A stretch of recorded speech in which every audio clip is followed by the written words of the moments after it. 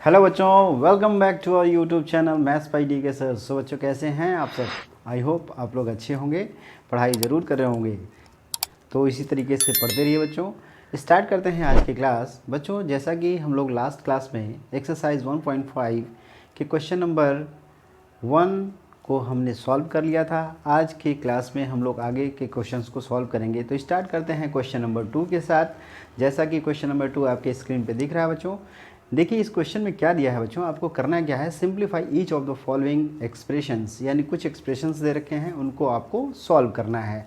Solve करने के लिए मैंने आपको square root identities last class में आप बताया था। जो बच्चे नहीं देख पाए हैं या फिर जिनको अभी तक नहीं पता है कि क्या होती है आइडेंटिटीज़, वो प्रीवियस वीडियो आप जाके देख लीजिए, आपको सब कुछ पता चल जाएगा। तो स्टार्ट करते हैं हम लोग क्वेश्चन नंबर 2 के फर्स्ट पार्ट के सोल्यूशन के साथ। क्वेश्चन नंबर 2 का फर्स्ट पार्ट देखिए बच्चों, बहुत ही सिंपल है। यहाँ पे दे रखा है जस्ट एक एक्सप्रेशन दे रखा है 3 + √3 ब्रैकेट एंड सेकंड ब्रैकेट 2 + √2। एक ब्रैकेट में दिया है 3 + √3, दूसरे ब्रैकेट में दिया है 2 + √2। इसका मतलब ये है कि we have to multiply this two brackets, यानी ब्रैकेट्स के अंदर जो टर्म दे रखे हैं इन्हें हमें मल्टीप्लाई करना है। तो क्या आपको ये प्रॉपर्टी याद है, यानी आइडेंटिटी याद है, जिसमें दोनों ही डिफरेंट एलिमेंट हों और उनको मल्टीप्लाई करना हो तो क्या करना होता है, हम एक टर्म को यहाँ से दोनों टर्म में मल्टीप्लाई करेंगे, ऐड करेंगे। इस टर्म को दोनों टर्म से मल्टीप्लाई करेंगे और सब को ऐड कर देंगे तो हमारा रिजल्ट आ जाएगा। चलिए करते हैं। जैसे कि बच्चों यहाँ पे 3 दिया है, 3 का मल्टीप्लिकेशन 2 में भी होगा और √2 में भी होगा। तो करते हैं हम लोग। तो क्या हो जाएगा, 3 × 2 पहला टर्म, दूसरा टर्म क्या मिलेगा बच्चों, 3 × √2 मिलेगा। ठीक है। अब जो है √3 को 2 से मल्टीप्लाई करेंगे, फिर √2 से मल्टीप्लाई करेंगे। तो कर लीजिए, √3 × 2 ये हो जाएगा। फिर अगेन √3 × √2, ये भी तो आइडेंटिटी में है, ये आइडेंटिटी हमने आपको पढ़ाया ही है। अब जरा ध्यान दीजिए, 3 2 जब क्या हो जाएगा बच्चों, 6 हो जाएगा। ये आपको याद है, अगर रेशनल का इरेशनल के साथ मल्टीप्लाई करते हैं तो एज इट इज़ रह जाता है, यानी 3 × √2 ही रह जाएगा। अगेन यहाँ पे क्या हो जाएगा, 2 × √3 हो जाएगा। और यहाँ पे ज़रा चेक करिए, अगर ये स्क्वायर रूट में अंदर में दोनों टर्म्स डिफरेंट हैं तो उनका अंदर ही अंदर मल्टीप्लिकेशन हो जाता है और स्क्वायर रूट का साइन लगा रहता है। तो ये क्या हो जाएगा, √6 हो जाएगा। क्या इसमें कोई टर्म और ऐड हो सकता है क्या, बिल्कुल नहीं ऐड हो सकता है, सारे के सारे अनलाइक टर्म्स हैं। तो यही आपका आंसर हो जाएगा। Is it clear? बहुत ही सिंपल है। Pause the video, note it down. Second part पे बढ़ते हैं। सेकेंड पार्ट क्वेश्चन आपकी स्क्रीन पे है ही। सेकेंड पार्ट में बच्चों देखिए क्या दिया है। ये क्वेश्चन कह रहा है 3 + √3 × 3 - √3। बहुत ही सिंपल है। यहाँ ध्यान दीजिए, यहाँ पे सिंपल आइडेंटिटी यूज़ करना है। 3 + √3, दूसरे ब्रैकेट में 3 - √3। क्या यहाँ पे इस तरह से टर्म वाइज मल्टीप्लिकेशन करेंगे? बिल्कुल आप कर सकते हैं, कोई दिक्कत नहीं है। आपको अगर आइडेंटिटी याद नहीं है तो आप इस टर्म वाइज मल्टीप्लिकेशन करके भी आंसर निकाल सकते हैं। अदरवाइज आपको आइडेंटिटी मैंने कल बताया था प्रीवियस क्लास में कि इफ़ एक नंबर आपका इस तरीके का दे रखा हो a + b इंटू दूसरा नंबर दे रखा है a - b, तो ये आइडेंटिटी आपको पता है क्या होता है, a² - b²। सिमिलर वही आपका दिख रहा है, a + b, a - b, दोनों का मल्टीप्लिकेशन a² - b²। तो ये आइडेंटिटी से भी यूज कर सकते हैं या फिर इस तरीके से आप टर्म वाइज मल्टीप्लिकेशन करके भी फाइंड आउट कर सकते हैं। तो जो आपको ईजी लग रहा हो उस तरीके से आप इसका सॉल्यूशन फाइंड कर लेंगे। ठीक है। तो देखिए हम लोग जो है टर्म वाइज मल्टीप्लिकेशन अगर करते हैं तो 3 का 3 में मल्टीप्लाई होगा, 3 × 3 - 3 × √3, अगेन √3 × 3, तो ये प्लस हो जाएगा, √3 × 3 हो जाएगा और ये -√3 × √3 हो जाएगा। ज़रा ये देखिए बच्चों, ये क्या हो जाएगा, 3 3 जा 9 हो जाएगा, ये 3 √3 हो जाएगा और ये वाला टर्म ये भी 3 √3 हो जाएगा। अगेन यहाँ देखिए स्क्वायर रूट का स्क्वायर रूट अगर सेम नंबर से मल्टीप्लाई होता है तो हमारा स्क्वायर रूट हट जाता है और नंबर क्या मिल जाता है, जो इनसाइड द स्क्वायर रूट रहता है। ये देखिए दोनों सेम है, क्या कैंसिल आउट हो जाएंगे, एक का साइन अपोजिट है, मतलब एक का साइन प्लस है, एक का साइन निगेटिव है, तो इस तरीके से ये कैंसिल आउट हो जाएगा। आंसर क्या हो जाएगा, 9 - 6, 3 = 6, ये आपका आंसर आ जाएगा। क्या इसको आप लोग आइडेंटिटी यूज़ करके कर सकते थे? बिल्कुल कर सकते हैं। ज़रा देखिए ध्यान दीजिए, सपोज दैट इसको हमने मान लिया a, इसको मान लिया b, ये हो गया a, ये हो गया b, तो यहाँ a माइनस बी, यहाँ पे a प्लस बी हो गया कि नहीं हो गया। अब यहाँ पे क्या करेंगे बच्चों, a square minus b square कर सकते हैं क्या, बिल्कुल सिंपल तरीके से हो जाएगा। 3 का स्क्वायर माइनस स्क्वायर रूट 3 का स्क्वायर। क्या ये बहुत ईजी है या नहीं, तो 3 का स्क्वायर 9 हो जाएगा, रूट 3 का स्क्वायर 3 हो जाएगा, आंसर कितना आ गया 6 आ गया। तो इस तरीके से दोनों मेथड से आप कर सकते हैं, जिसमें ये बहुत ही सिंपल मेथड है क्योंकि यहाँ पे डायरेक्ट आइडेंटिटी का यूज़ हो रहा है, तो आइडेंटिटी का यूज़ करके आप आराम से इसको कर सकते हैं। So pause the video, note it down, बढ़ते हैं इसके थर्ड पार्ट पे। थर्ड पार्ट पे देखिए बच्चों क्या दिया हुआ है, ज़्यादा बेहतर होगा कि आप आइडेंटिटी का यूज़ करें, है ना, यानी फार्मूलेज का यूज़ करें। टर्म वाइज मल्टीप्लिकेशन तब किया जाता है जब सारे के सारे टर्म डिफरेंट हो तब, ठीक है। इसमें दे रखा है रूट 5 प्लस रूट 2 का होल स्क्वायर। थर्ड पार्ट आपके पास है question, root 5 plus root 2 whole square. क्या ये फार्मूला याद है बच्चों, ये किस फॉर्म में दिख रहा है, a प्लस बी का होल स्क्वायर। क्या आपको आइडेंटिटी याद है, बिल्कुल आपको याद होना चाहिए कि a प्लस बी का होल स्क्वायर होता क्या है, a square plus b square plus 2ab। ये सभी को पता ही होगा। जस्ट यहाँ पे a की जगह रूट 5, b की जगह रूट 2 रख देते हैं, तो ज़रा निकालिए इसको, क्या निकल जाएगा, ये रूट 5 प्लस रूट 2 का whole square is equals to root 5 square plus root 2 square plus 2 into root 5 into root 2। क्या इसको सिंप्लीफाई कर सकते हैं, बिल्कुल आसानी से आप कर सकते हैं। ज़रा देखिए क्या हो जाएगा, रूट 5 का होल स्क्वायर 5 हो जाएगा, रूट 2 का होल स्क्वायर 2 हो जाएगा। अब ये 2 इंटू, अब चूँकि ये दोनों ये रूट के अंदर वाले टर्म्स अलग अलग हैं तो ये इनसाइड मल्टीप्लाई हो जाएंगे और क्या हो जाएगा आंसर, रूट 10 हो जाएगा यहाँ पे। तो इन दोनों को सिंप्लीफाई करने के बाद क्या रिजल्ट आएगा, 7 प्लस 2 रूट 10। क्या यही आंसर होगा क्या, बिल्कुल यही आंसर आपका आ जाएगा। इसके आगे फर्दर सिंप्लीफिकेशन नहीं हो पाएगा, तो यहीं पे हम आंसर, ठीक है, करेक्ट कर लेंगे। तो इसके बाद बढ़ते हैं फोर्थ पार्ट पे। Pause the video, note it down, now see here fourth part. ये सारे क्वेश्चन बहुत ही इजी क्वेश्चन है बच्चों, है ना। फोर्थ पार्ट दिया है root 5 minus root 2, root 5 plus root 2। Fourth part है बच्चों root 5 minus root 2 into root 5 plus root 2। क्या यहाँ पे आइडेंटिटी यूज होगा, अभी जस्ट मैंने बताया a minus B into A plus b क्या होता है बच्चों, a square minus b square, वही आइडेंटिटी यूज होगा। तो a minus B into A plus b is equals to क्या होता है, a square minus b square होता है। तो यहाँ पे a क्या है, रूट 5 है, b क्या है, रूट 2 है, रख दीजिए। तो ये हो जाएगा आपको बच्चों रूट 5 का होल स्क्वायर माइनस रूट 2 का होल स्क्वायर। रूट का होल स्क्वायर करने पे स्क्वायर रूट हट जाता है, 5 हो जाएगा और माइनस 2 हो जाएगा, ये आंसर आ जाएगा 3। तो इस तरीके से आपका ये सॉल्यूशन कंप्लीट हो चुका है। So pause the video, note it down, बढ़ते हैं क्वेश्चन नंबर 3 पे। क्वेश्चन नंबर 3 आपके स्क्रीन पे दिख रहा है, बहुत ही ईजी क्वेश्चन है, बिल्कुल आराम से और ईजी तरीके से इसको समझेंगे कैसे इसको सॉल्व करना है। ध्यान दीजिए बच्चों, क्वेश्चन नंबर 3 क्या दिया है, recall pi is defined as the ratio of circumference से small c of a circle to its diameter small d। ठीक है, अच्छा, जब पाई की बात पहले की गई थी तो वहाँ आपको बताया गया था कि पाई एक्चुअली में क्या होता है। पाई एक्चुअली में किसी भी सर्कल के सर्कमफेरेंस और उसके डायमीटर का रेशियो ही पाई होता है। ठीक, साथ ही साथ आपने अभी पिछले ही टॉपिक्स में यानी पिछले ही क्लासेस में आप लोगों ने पढ़ा है कि pi is an irrational quantity because इसका decimal expansion non terminating non repeating होता है। सो दैट्स वाई पाई क्या होता है, इरेशनल होता है। अब आगे पढ़िए, देखिए क्या दिया है, that is pi is equals to C upon D. This seems to contradicts the fact that pi is irrational. ये ऐसा लग रहा है कि इस फैक्ट को कॉन्ट्राडिक्ट कर रहा है, किस फैक्ट को, कि पाई इरेशनल है, यानी pi is equals to c by d जो दे रखा है ये हमारे पाई इरेशनल को कॉन्ट्राडिक्ट कर रहा है। How will you resolve this contradiction, आप कैसे इस कॉन्ट्राडिक्शन को रिजॉल्व करेंगे, आइए करते हैं, बहुत ही आसानी से हम लोग समझेंगे इसको। ये है क्वेश्चन नंबर 3। यहाँ देखिए बच्चों पाई क्या दे रखा है, पाई इज इक्वल्स टू दे रखा है स्मॉल सी अपॉन डी, है ना। स्मॉल सी क्या है यहाँ पे, सर्कमफेरेंस है, इसको स्मॉल की सी क्या है यहाँ पे बच्चों, सर्कमफेरेंस है, सर्कमफेरेंस, और स्मॉल डी क्या दे रखा है बच्चों, डायमीटर दे रखा है। क्या ये दोनों चीज़ आपको मालूम है? सरकमफेरेंस क्या होता है? लेंथ ऑफ द सर्कल, यानी जो सर्कल बन रहा है, अगर मान लीजिए ये सर्कल है बच्चों, ये सर्कल आपका बना हुआ है, एक पॉइंट से उठाते हैं तो इस पॉइंट से मूव करके फिर से यहीं तक आ गए, तो ये जो लेंथ होती है इसी को हम क्या बोलते हैं? सरकमफेरेंस बोलते हैं। ये सबको पता है, इसमें कोई डाउट होना नहीं चाहिए, ठीक है। डायमीटर क्या होता है?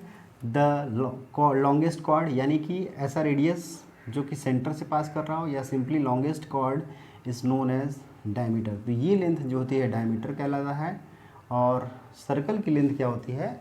सरकमफेरेंस कहलाता है, ठीक है। तो ये दो चीज़ें आपको मालूम है। तो पाई एक्चुअली में क्या होता है? इन्हीं दोनों का रेशियो है, मतलब सरकमफेरेंस अपॉन डायमीटर। अब बात आ रही है कि एक्चुअली में पाई इरेशनल क्वांटिटी है, बट सी एंड डी ये हमारा पी बाई क्यू के फॉर्म में लिखा हुआ है, इसका मतलब रेशनल नंबर हुआ। तो क्या ये कॉन्ट्राडिक्ट तो कर ही रहा है? तो आप इसको कैसे रिजॉल्व करेंगे? तो ध्यान दीजिए बच्चों, इसमें दो तरीके से इन बातों को हम समझ सकते हैं। पहली चीज़ क्या है कि अगर पाई यहाँ पे क्या है? पाई इरेशनल नंबर है, ये हमें पता है। पाई क्या है? इरेशनल होता है। बट सी अपॉन डी के बारे में अगर देखा जाए तो एक्चुअली में बच्चों सी क्या है? सी अपॉन डी मतलब पी बाई क्यू का फॉर्म है, तो ये इसका रेशनल क्वांटिटी हुआ। बट क्या रेशनल क्वांटिटी इरेशनल के बराबर हो सकता है? बिल्कुल नहीं हो सकता है। तो ऐसा कैसे हम लोग रिजॉल्व करेंगे कि एक्चुअली में ये भी इरेशनल क्वांटिटी है?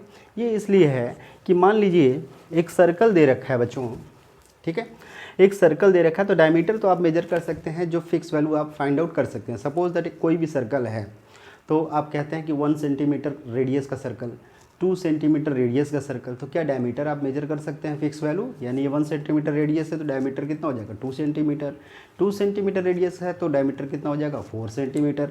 इसी तरीके से डायमीटर को तो आप मेजर कर सकते हैं एक सर्टेन वैल्यू के फॉर्म में। बट सरकमफेरेंस जो होता है वो आप जब भी मेज़र करेंगे that will always give an approximate value, है ना। तो वो कैसे मेजर करेंगे? अब ये देखिए थ्रेड का यूज करके आप इसको करेंगे, है ना। मान लीजिए आप जो है स्केल का यूज़ कर नहीं पाएंगे, कोई फोल्डेबल अगर स्केल होगा यानी इंची टेप जो होता है उसका यूज़ करके करेंगे, तब भी आप एक अप्रॉक्सीमेट वैल्यू फाइंड आउट कर पाएंगे, है ना। तो अप्रॉक्सीमेट वैल्यू, ये अप्रॉक्सीमेट वैल्यू होगी, अप्रॉक्सीमेट वैल्यू अपॉन ये सर्टेन वैल्यू या फिक्स्ड वैल्यू, सर्टेन वैल्यू या फिक्स वैल्यू। डायमीटर तो आपका यही है ना। तो approximate value upon certain value, ये हमेशा ही अप्रॉक्सीमेट वैल्यू होगा। अप्रॉक्सीमेट मतलब जिसको हम find out completely find out नहीं कर सकते हैं। तो एक्चुअली में पाई ही तो हमारा क्या है? इरेशनल क्वांटिटी होता है। जो इरेशनल क्वांटिटी भी होता है वो एक अप्रॉक्सीमेट वैल्यू होता है, वो फिक्स वैल्यू नहीं होता है। सो इस तरीके से हम इसको लिख सकते हैं कि C is an approximate quantity and is a certain value or fixed quantity, so that's why we can say that pi is irrational number. So that's why we can say that pi is irrational. अब देखिए दूसरा तरीका ज़रा देख लेते हैं बच्चों, दूसरा तरीका देख लेते हैं रेशनल और इरेशनल के टर्म में। ये तो हो गया कि हम रेडियस जो सरकमफेरेंस और डायमीटर को मेजरमेंट के टर्म में हम देखते हैं कि एक्चुअली में इसका मेजरमेंट की वैल्यू क्या आ रही है, क्या ये फिक्स वैल्यू आ रहा है या फिर अप्रॉक्सीमेट वैल्यू आ रहा है। On the basis of that we will decide whether the pi is irrational और नॉट, है ना। तो ये तो पाई एक्चुअली में इरेशनल है, तो ये क्वांटिटी C/D ये भी हमारा अप्रॉक्सीमेट वैल्यू आ रहा है, तो ये भी इरेशनल हो जाएगा। सो इस तरीके से ये प्रॉब्लम रिजॉल्व हो चुका है। दूसरे केस में बच्चों अगर ध्यान दीजिए, पाई इज इक्वल्स टू C/D लिखा गया है ना, पाई इज इक्वल्स टू C/D लिखा गया है। तो आपको पता है कि अगर पाई इरेशनल है, पाई यहाँ पे कैसा है बच्चों? पाई यहाँ पे है इरेशनल क्वांटिटी है, इरेशनल नंबर है। इरेशनल कब हो सकता है? यानी कि ये इरेशनल है तो ये भी इरेशनल होना ही चाहिए, बिल्कुल होना चाहिए, इरेशनल होना ही चाहिए। ये दोनों रेशनल के इक्वल नहीं हो सकता। तो इसके लिए C और D और बोथ मस्ट बी इरेशनल। ये बात समझ में आया कि नहीं आया? तो ये रिजोल्यूशन हमारा निकला, यानी कि इस तरीके से हम प्रॉब्लम को रिजॉल्व कर सकते हैं कि ये अगर इरेशनल है तो ये भी इरेशनल हो सकता है। किन किन केसेस में? या तो C इरेशनल हो और D इरेशनल हो, या तो D इरेशनल हो C इरेशनल हो, या फिर दोनों ही इरेशनल क्वांटिटी हो। अब आप एक क्वेश्चन अराइज करेंगे यहाँ पे, जैसे अगर सी को मान लीजिए हमने ले लिया इरेशनल नंबर, तो इरेशनल अपॉन रेशनल इरेशनल ही आएगा, ये आपको पता ही है, लास्ट क्लास में मैंने बताया था। सी को अगर रेशनल ले लेते हैं और डी को इरेशनल लेते हैं तो ये क्वांटिटी क्या आएगी, इरेशनल आएगी। ठीक, अब तीसरा केस आ रहा है जब बोथ बोल रहा है। अब बोथ में आप कहेंगे सर अगर इरेशनल दोनों ही सेम ले लें तो सेम कैसे हो पाएगा भाई, ये बताओ। कोई भी अगर सर्कल बन रहा है तो डायमीटर कभी सरकमफेरेंस के बराबर हो पाएगा क्या? इट इज़ नॉट पॉसिबल, ये कभी पॉसिबल ही नहीं है। तो सरकमफेरेंस की वैल्यू कुछ ना कुछ बड़ी होगी ही होगी। सो दैट्स वाई ये अगर इरेशनल क्वांटिटी है और ये भी इरेशनल क्वांटिटी है तो यहाँ पे रिजल्ट इरेशनल ही मिलेगा। तो यहाँ भी इरेशनल मिला, यहाँ भी इरेशनल मिलेगा। तो इस तरीके से we have resolved the problem that C and D also be a C upon D also be an irrational quantity. Why? Because it is in this case C or D or both must be irrational, यानी C होगा या फिर D होगा या दोनों ही irrational quantity होंगे तो हमारा पाई इरेशनल यहाँ पे प्रूफ हो जाएगा। तो इसलिए कॉन्ट्राडिक्स तो कर रहा था लेकिन हमने उसको रिजॉल्व कर दिया। सो इस तरीके से आप इसको सॉल्व कर सकते हैं, ठीक है। तो आराम से आप इस तरीके से स्टेटमेंट के फॉर्म में लिख लेंगे, आपको फुल मार्क्स मिलने वाले हैं एग्जाम में, है ना। So pause the video, note it down. बढ़ते हैं फोर्थ पार्ट पे, फोर्थ क्वेश्चन पे। फोर्थ क्वेश्चन देखिए बच्चों, ये रिप्रेजेंटेशन का क्वेश्चन है। रिप्रेजेंटेशन का क्वेश्चन मैंने आपको लास्ट क्लास में विजुअलाइजेशन के तौर पे बताया था कि यानी किसी तरीके से हम लोग स्क्वायर रूट में अगर कोई डेसिमल नंबर दे रखा हो तो उसको कैसे रिप्रेजेंट करेंगे। बहुत ही सिंपल तरीका है। ये है क्वेश्चन नंबर 4। रिप्रेजेंट करना है हमें, represent square root of 9.3 on the number line. क्या ये सिंपल है? ये आपको देखा हुआ लग रहा है कि इस तरीके का सर क्वेश्चन हमने तो किया हुआ है ना। तो ये देखिए ये सिंपल क्वेश्चन है। इसके लिए आपको क्या करना होता है, draw a line of unit length 9.3। तो स्टेप्स क्या हैं इसके, draw a line AB is equals to 9.3 units में यहाँ पे आप सेंटीमीटर ही लेंगे, है ना। तो एक लाइन हमने ड्रॉ कर लिया AB, जिसका लेंथ कितना है बच्चों, 9.3 दी गया, ठीक है। इसके बाद extend B to C, extend B to C as BC is equals to 1 units. ये काम तो आपने किया ही था। B से C तक एक्सटेंड करेंगे और BC को हम लोग लेंगे 1 यूनिट लेंगे, ठीक है। Find the mid point of AC, find mid point of AC, mark it as O। इसका मिड पॉइंट हम लोग AC का फाइंड करते हैं और इसको मार्क करते हैं O से। तो हमने यहाँ पे दिखा दिया कि ये मिड पॉइंट है, इसको हमने O से डिनोट कर दिया, ठीक है। Now taking O as a centre and OC और OA as a radius, draw a semi circle. Taking O as a centre and OC as radius, draw a semicircle। ये बिल्कुल ये सारी चीज़ें आपको कराई गई हैं। ये स्टेप नंबर 1 हो गया, स्टेप नंबर 2 हो गया, स्टेप नंबर 3 हो गया, यहाँ पे स्टेप नंबर 4 हो गया, ठीक है। अब जरा देखिए यहाँ पे कर लेते हैं। यहाँ पे जब सेमी सर्कल ड्रॉ करेंगे बच्चों तो किस तरीके से आएगा, कुछ इस तरीके से आपका सेमी सर्कल ड्रॉ हो जाएगा, है कि नहीं। अब जरा ध्यान दीजिए, इसके बाद क्या है, draw a perpendicular from the semi circle to point B। Draw a perpendicular BD to या DB टू AC पे हम DB परपेंडिकुलर ड्रॉ करते हैं। तो DB परपेंडिकुलर एक ड्रॉ करेंगे बच्चों तो बिल्कुल सिंपल तरीके से आपका ये जो हो जाएगा पॉइंट, ये 90 डिग्री हो जाएगा, ये पॉइंट D हो जाएगा, ठीक है। यही अब क्या करेंगे, टेकिंग नाउ, ये अगला स्टेप क्या होगा बच्चों, taking B as a centre and BD as a radius, draw an arc draw an arc which touches the number line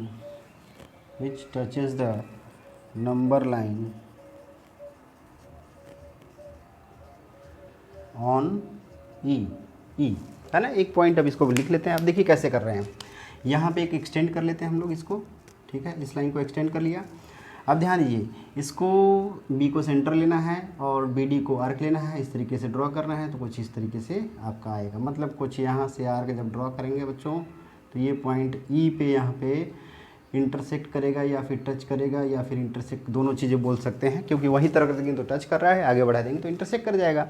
तो यही बी आपका बी ई लेंथ जो होगा यही रूट 9.3 के बराबर हो जाएगा on the number line. So यहाँ पे आप लिख सकते हैं कि B D is equals to B E is equals to root 9.3, यही आपका रिप्रेजेंटेशन हो गया। इसका प्रूफ हमने लास्ट वीडियो में अच्छे तरीके से बताया है, आप वहाँ पे जाके इसको देख सकते हैं। सो इस तरीके से इसका रिप्रेजेंटेशन हो गया। तो बिल्कुल सिंपल तरीके से क्या करना है, एक लाइन लेना है ए बी जिसका लेंथ 9.3 यूनिट्स है, बी से सी तक एक्सटेंड करना है 1 यूनिट, इसका मिड पॉइंट फाइंड करना है, सेमी सर्कल ड्रॉ करना है, ओ को सेंटर मानकर ओ सी को रेडियस मानकर। इसके बाद क्या करेंगे, बी पॉइंट पे सेमी सर्कल से एक परपेंडिकुलर ड्रॉ करेंगे जिसका नाम होगा बी डी। अब बी डी की लेंथ चूँकि रूट 9.3 है, इस वजह से बी को सेंटर एज्यूम करेंगे और साथ ही साथ बी को सेंटर एज्यूम करने के बाद बी डी को रेडियस मानकर एक आर्क ड्रॉ करेंगे जो नंबर लाइन पे पॉइंट ई पे इंटरसेक्ट करेगा। यही बी ई लेंथ क्या होगी, रूट 9.3 होगा। So pause the video, note it down. अब लग रहा है कि आपको जो है अच्छे से समझ में आ गया होगा। ठीक है, बढ़ते हैं नेक्स्ट क्वेश्चन पे, क्वेश्चन नंबर 5। क्वेश्चन नंबर 5 में बच्चों देखिए यहाँ पे डिनोमिनेटर का रेशनलाइजेशन बोला है, जो कि प्रीवियस क्लास में मैंने आपको रेशनलाइजेशन बताया था। बहुत ही सिंपल तरीके से हम लोग रेशनलाइजेशन करेंगे। रेशनलाइजेशन का मतलब ही क्या होता है, यानी इसके डिनोमिनेटर को रेशनल के फॉर्म में बनाना है। इनके 2-3 तरीके से मैंने एग्जांपल दे के आपको बताया हुआ था। तो देखते हैं क्वेश्चंस क्या हैं। क्वेश्चन 5 का फर्स्ट पार्ट बच्चों देखिए आपकी स्क्रीन पे दिख रहा है, क्या दिया हुआ है। ये कह रहा है कि rationalise the denominator of the following, denominator को रेशनलाइज कर लिया। पहला दे रखा 1/√7, बिल्कुल सिंपल क्वेश्चन, 1/√7। अगर आपको अच्छे से याद होगा तो मैंने बताया था कि जब भी इस तरीके का नंबर दिया हो जिसके डिनोमिनेटर में केवल रूट नंबर हो, प्लस माइनस कुछ भी नहीं दे रखा हो, यानी कि दूसरे टर्म्स और ना हो, यानी सिंगल टर्म होता है, तो जो स्क्वायर रूट वाला नंबर दे रखा है उसी स्क्वायर रूट वाले नंबर से हम लोग क्या करते हैं, ऊपर और नीचे मल्टीप्लाई कर देते हैं। ऐसा क्यों करते हैं, हमें पता है कि square root same square root का मल्टीप्लाई करने से स्क्वायर रूट हट जाता है, ये तो आपको पता ही है। तो इसको जब मल्टीप्लाई करेंगे बच्चों क्या हो जाएगा, √7/7 हो जाएगा। यही तो हो गया आंसर, बिल्कुल सिंपल सा हो गया, है कि नहीं, यही आपका आंसर हो गया। बढ़ते हैं इसके सेकंड पार्ट पे। सेकंड पार्ट बच्चों देखिए क्या दिया हुआ है। ये क्वेश्चन है 1/√7 -√6। इस टाइप के क्वेश्चन के लिए बच्चों याद है क्या करना है। देखिए हमने बताया था कि अगर डिनोमिनेटर में 2 टर्म्स मिल गए हों तो 2 टर्म्स में के बीच में जो साइन होता है उस साइन के अपोजिट साइन कर करके हम लोग न्यूमरेटर और डिनोमिनेटर में मल्टीप्लाई कर देते हैं, वो रेशनलाइज हो जाएगा। कैसे हो जाएगा, यहाँ पे इसका अपोजिट साइन क्या होगा, प्लस होगा, यानी कि सब कुछ टर्म वही रहेगा, टर्म चेंजिंग नहीं होगा, केवल साइन चेंज होगा, है ना। इसको हमने कॉन्जुगेट भी बोला था। तो इस तरीके से आप मल्टीप्लाई कर देंगे, न्यूमरेटर का मल्टीप्लाई न्यूमरेटर में, डिनोमिनेटर का मल्टीप्लाई डिनोमिनेटर में। अब जरा ध्यान दीजिए, डिनोमिनेटर ऊपर तो सिंपल सा दिख रहा है, नीचे जरा देखिए क्या अभी जो पहला वाला क्वेश्चन सेकंड वाला क्वेश्चन हमने किया a - b × a + b दिख रहा है कि नहीं, तो ये आइडेंटिटी लगेगा ना। आइडेंटिटी क्या है बच्चों, a - b × a + b, a² - b² हो जाएगा कि नहीं हो जाएगा। इसके अकॉर्डिंग जरा इसका आंसर निकालिए, √7 - √6 × √7 + √6 निकाल सकते हैं क्या, यस बिल्कुल अच्छे से निकाल सकते हैं। √7 का होल स्क्वायर, √6 का होल स्क्वायर, इसका मतलब 7 - 6 और रिजल्ट आ जाएगा 1। तो यानी कि इसका डिनोमिनेटर तो 1 बन गया, मतलब रेशनल हो गया। तो इस तरीके से आपका ऊपर वाला रिजल्ट क्या हो जाएगा, √7 + √6 ये एज इट इज़ रहेगा। नीचे आपका √7 का होल स्क्वायर - √6 का होल स्क्वायर हो जाएगा, that is equal to √7 + √6। Divided by 7 minus 6 which is equals to √7 plus √6 upon 1। तो यही आपका आंसर हो जाएगा। क्या इतनी बात सबको समझ में आ रही है? बिल्कुल सिंपल तरीके से हम लोगों ने इसको कर लिया। So pause the video, note it down. बढ़ते हैं इसके थर्ड पार्ट पे। थर्ड पार्ट पे बच्चों देखिए क्वेश्चन बिल्कुल इसी तरीके से सिमिलर वे में दे रखा है, वहाँ बस पॉजिटिव है। ये क्या दिया हुआ है? 1/√5 प्लस √2, 1/√5 प्लस √2। जस्ट क्या करना है, दो टर्म्स दे रखे हैं, बीच वाले साइन को अपोजिट करना है, टर्म्स सारे वही रखने हैं, √5 माइनस √2, √5 माइनस √2, है ना। मल्टीप्लाई करिए, न्यूमरेटर का न्यूमरेटर में, डिनोमिनेटर का डिनोमिनेटर में, ऊपर वाला एज इट इज़ रह जाएगा, नीचे वाला a plus B into a minus B का फॉर्म हो जाएगा। मतलब ये बन जाएगा बच्चों √5 minus √2 divided by a² minus b²। क्या यही तो लगेगा आइडेंटिटी? बिल्कुल, ये आपको पता हो गया होगा कि यही आइडेंटिटी लगना है।